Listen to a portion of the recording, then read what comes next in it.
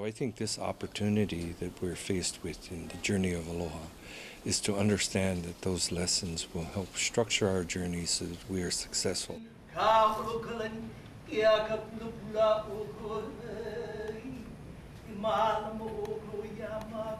Our entire One World Ohana connected heart to heart through pure aloha. Aloha mai.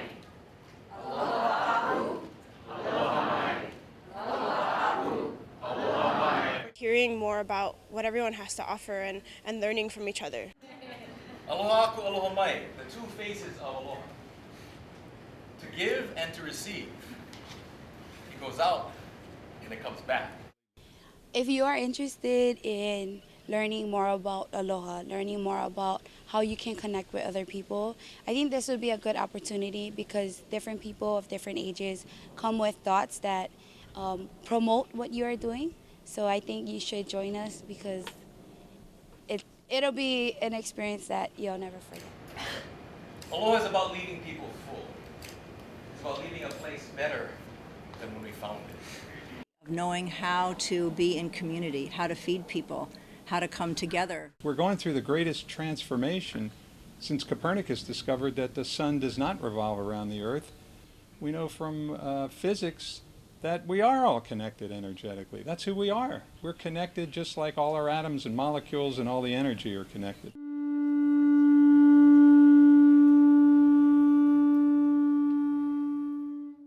Okay, we have time for our one more. All right. Go ahead. I'll try to make that quick. It's hard Go ahead, to follow. brother. You Yeah. had me worried there on that story. I'm glad it went the way it did. So, to tie it all together then, there was a very common theme in our group. Obviously, we are all pretty white. We do have some newer people on the island. One in particular just flew out for this conference, and immediately his word was, "This place is so special." And I had to agree with him. That was a very strong theme within our group. It's a very special place. I think that comes back to Roger's motivation for this conference and why it does exist. Is I think Hawaii does have the opportunity to be the showcase, and so for us, it was really the common theme. Even though we didn't all say it, was about community. It's what is a community and how does Hawaii represent what is the best of community for the rest of the world. And that is through what all the values of Aloha. It does create what is a community and a functioning community. So that was a common theme in amongst, like, I'm into sustainability, energy, water, resource management, but that really is just to get to a place where we can have a community that can flourish. So food, energy, water is all part of building a community, and a community is redundant if there is no Aloha. So I moved from Arizona where there's food and water that they sort of fabricate and get there, but there was no soul there. It was just devoid of any feeling of Aloha. And immediately, even before I moved out, when I met Roger in California, it was weird. Just like, whoa, this guy's kind of freaky, but all right, yeah, cool. So now I get here, I'm surrounded by lots of freaky people. But so that community, though, I think the spirit of Aloha, even though I'm like amazed what I've learned since living here with the Hawaiian history is just staggering. But the springboard thing, like their pain now is the gift they give to the rest of the world. So I know there's amazing suffering. It's unbelievable what happened to the community, but that indigenous culture now has that legacy left to be given. That's not crushed, that's alive, and it's living, and obviously it's going to flourish. So long live Aloha. Mahalo. I think there was one more group. I saw a hand that was on this side of the room. One more group that wanted to speak. If not? Yes, go ahead. Lasana?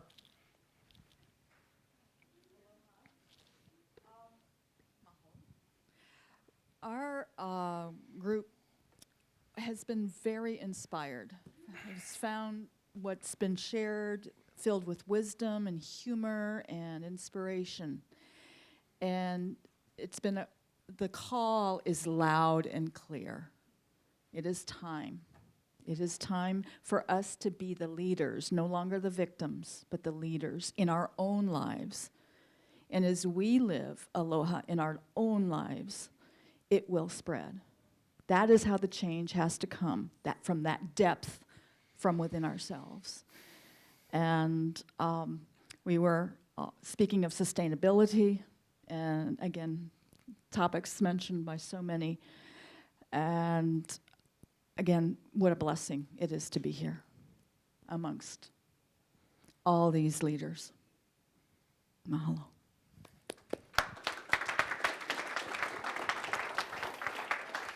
Thank you all. That's wonderful. And I know we're taping this. There are so many gems that came out of so many of you today. And this is what's powerful about community. It's about feeding one another. I was thinking as I was listening to people about a story that I heard many years ago in a healers conference. A friend of ours who has now gone on to be with the ancestors, Dr. Paul Pearsall, shared this observation. And for those of you that heard the story, please bear with me. But he talked about what I'm going to call multiple truths. And then ultimately it comes down to a shared truth. Shared values, shared experiences. It's different than me sharing my experiences with you versus doing what we did this morning and sharing an experience. As long as we continue to share something with others but not do it with them, we're living multiple truths. And we're hearing multiple truths. It doesn't make one more true than the other. I'm coming down the elevator, 15 floors. The man in front of me steps on my foot and stands there entire way down. He gets off the elevator and says, "That was a wonderful ride." And if someone asks me, it might not be so wonderful. But we both came down the elevator. The reality is we all live multiple truths. And at some point in time, we are biased by those truths, as Puka suggested, that these deep cultures, so much so that we don't even realize that our responses and our reactions are already set up by those biases. The trick is to get to the point where we can get far enough outside of those boxes, outside of those biases. Even the biases that help to define what we think is aloha, which may be more than the sum of the parts that we're now sharing. Because it becomes awfully risky when we start trying to squeeze aloha into the boxes in this room. Because then we don't do aloha the service it can do for us.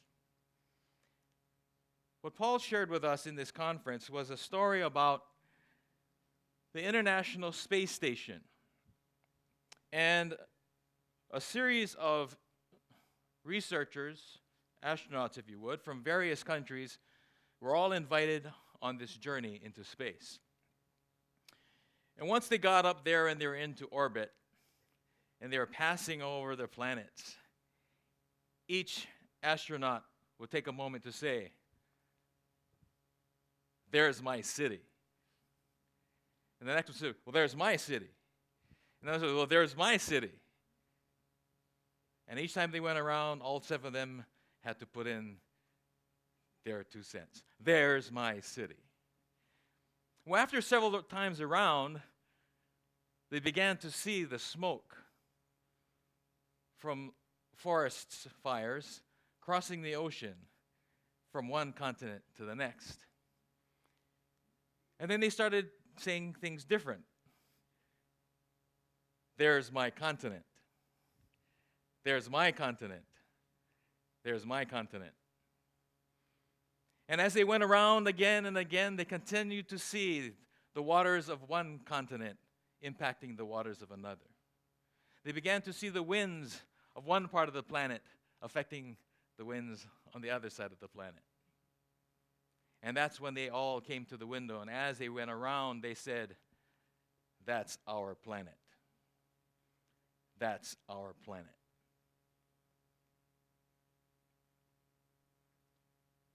Our Hawaii, our Hawaii, our planet. This is our voyage. We all come from multiple truths. Some of us are still in the city. Others are out in the continent. Some of us are trying to work with the planet. We each have a place in this journey. That's why we all need to be here. Because it's important to understand those multiple truths. It's about relationships. The terms we've heard this morning, stewardship. At the end of the day, bless you. At the end of the day, it comes down to something that people of the Aina, the land, have recognized for a very long time.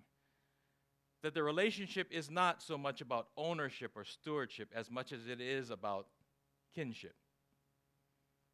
We are related to this land because we eat it. I am related to you because we feed one another. We are related to others because we continue to feed ourselves and one another, mentally, spiritually, and physically. We are that family. The family of what we call in Hawaii, Ohana. Where the observation made here is that it's a difference between carrying capacity, which many of us get into debates about, carrying capacity versus caring capacity. Just 2 letters. And all of a sudden it shifts. Imagine a society that thought about carrying capacity rather than carrying capacity. We'd adopt different policies. We'd adopt different practices and principles because it was about caring for this, for one another, as well as future generations. Part of our voyage is about creating new myths and not just following the old. Each of you has had the opportunity and will continue to have the opportunity to create those myths. But consider this. One of the indigenous mind practices and honored practices is honoring our generations in the future. Some say 7 generations. My great-grandchildren's great-grandchildren. So consider writing myths for them. And consider them sitting around a table like this and asking this question. Can you believe that there was a time when people treated one another that way? I can't believe that there was a time that people put oil into the ocean that way. I can't believe this story. I can't believe that they would treat one another, their place, and their spirits that way. What are the stories that we have to create? What are the stories that we need to do now so that those aren't the mythologies that they're talking about? Because if our great-grandchildren's great-grandchildren are asking the questions, can you believe that my great-grandparents actually drove a vehicle that put that stuff out its back pipe? That's just unheard of. See, sometimes we ask, perhaps, we're looking for solutions maybe when we should be asking questions. What questions are they going to ask? How do we get there from here? Perhaps it is about carrying capacity and not about carrying capacity. We're about to break for lunch, but before we do, there is an exercise that we're going to invite you to participate in because it is about all of us putting our mana together. So last night we did an exercise on mana, so let's do it again because this is about the power of the hand. And this exercise is going to require us to use our hands. So I'm going to ask my friend Dwayne Preble, an actually mentor, taught me a lot of the things that I rely on now today. See, this is where it happens. It's the branch, the tree keeps on growing. The root, the fruit. But if you all would, please put your left hand out and say ma. Right hand out, na.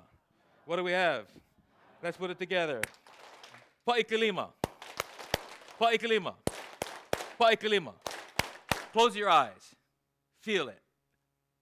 Pa'ikalima. Pa'ikalima. Pa'ikalima. Hold your hands up, please, one at a time. Consider this. Lima, the hand. Lau lima, the hand that feeds. We pick the lau and we eat it. Lau lima, many hands coming together to work together as family, ohana. Everyone look at your hands, please. And as you look down at your hand or hands, tell me, what helps define your fingers? What separates your fingers from one another? Anyone? The palm. What separates them? Space. What's interesting, though, is the space gives those fingers identity, as the space between me and you give us identity. But there are times when we come together, like we have today, and we close that space. And in that closed space, we begin to work together. We communicate. But notice, in this closed space, we can wave, we can pat, or we can hit. But at some point in time, we lose our individuality. And really, to make the most out of this hand, we separate. But in that separation, we are always still connected to the palm. We are all part of this family. Laulima, working hand in hand, doing exactly what it is we need to do as individuals. But at other times, we need to come together. Sometimes it's 2 by 2. Sometimes it's 3 by 3. Many times it's all by yourself while others are doing it someplace else. But guess what? When we're all doing it with the same mind in mind, it all turns out right on. But every now and then there'll be somebody in the middle who'll tell you otherwise. You got that one. All right. The object is we have the opportunity to work hand in hand. We're only just now getting near the reef. This afternoon, we're going to go beyond the reef. And to help us get there, to put our mana into this practice, there is an exercise we'll be doing outside, so I'd like you all to meet our friend Dwayne Preble. Dwayne.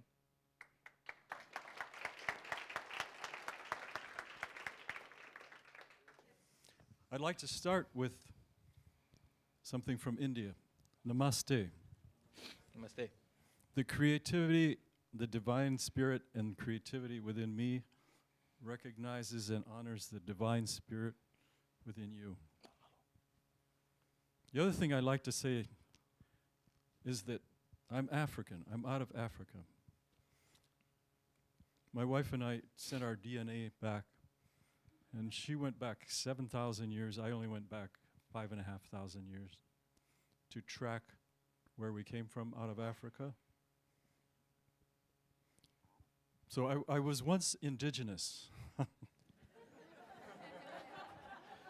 But my fate now is I'm a Coast Haole. But my family has been here almost 200 years. And my real name is Bailey, Dwayne Bailey. I'm part of the Maui Bailey family, and on Maui alone I have over 1,000 cousins. We're all part Hawaiian. And it's pretty hard to hate other people when you're all having a lot of fun in bed.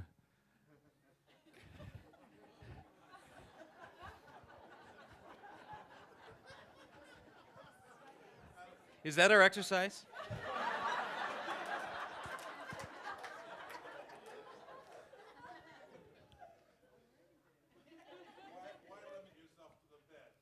Right.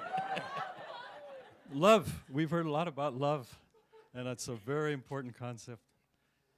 And I want to get to this thing of art, because that's part of my identity. Art. What is art? It comes from a word, the Latin root is ars. It means to bring together. And art is putting together. But when we talk about art, we're really talking about how we bring out the creativity within ourselves. We all start out as artists at birth.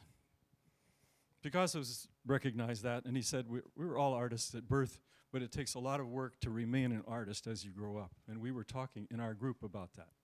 So my concentration in the last many decades has been working in the schools, and we're making some progress. But the key point is when you're about 5 or 6, where everybody says, if you say, can you draw? Can you dance? Can you sing? And they all say yes. And then a year and a half later, 2 years later, they start to think, no, I'm not talented, I can't do it, which is a terrible loss of creativity. We all make a mark. I've taught drawing for many years. And drawing, the word draw just means to drag some instrument across a surface, you know? Before we had written languages, we had drawings. Drawings in the sand, drawings in the mud, drawings on the bark, drawings in cave walls. And each person has their own mark. So when you learned, you know, I have a story that goes with that. I was talking to a group of teachers, and I said, you're the only one in the whole planet who can do your drawings. And your first drawing started when you were first making marks and scribbling as a tiny child. But when you got to the point where you had to make your mark as a legal document, we all know that if you just make an X, right, that's you. That's legal. If you can't read and write, you can make an X, and that is you. Isn't that amazing? Why is that? Because your mark, no one else can make your mark. And it's not just imagination, it's legal, right? So in that context, one of the teachers said, she was about 58 or something like that. She hauled out from her purse her wallet, and she brought out her library card. Her library card. She signed it when she was 5 years old. In order to get a card, you have to sign it. So what we're leading into is a signature kind of thing. That moment of her signing her library card was so important to her that she kept it all those years, like, 50 years later. Okay, so what we're going to do is realize, first of all, that your energy is in your mark. And we're not going to even worry about capital A art. This is small a art, everyday art. And we're going to use big markers. And we really only need one, because we're going to, just in this phase, we're going to do 3 different versions of this. But this one, we're going to just do our initials. You know, recently my wife and I had to renegotiate our mortgage, and we had to sign papers and papers and papers, and if it wasn't the full signature, it was initials, right? So we all know what initials are, right? We do it pretty fast, we do it automatic, right? Your initials. As you write your initials, and we'll demonstrate this, we'll start it off. We have the long piece of paper out there, plenty of room for everybody. As you write your initials, I'm going to add another twist to this. If I'm doing it and then I'm handing the marker to you, you're going to pick it up and actually attach your line to my initials so that your initials and my initials are joined. I came up with this idea because this is all about connectedness, right? Our initials are all different, but it's going to look pretty interesting to see them all connected. I can't wait. So come on out into the hallway and we'll get started. Great, thank you. Hang on. Your lunch, and that'll be about, well, let's not say about, let's say exactly at. Lunch is from 12:30 to 1:30, so we're running a little bit time. We had a little headwind going there. So it says 2 o'clock. So 12:30 to 1:30 is lunch, and our next session starts here at 2. Enjoy lunch. We'll see you shortly. Mahalo.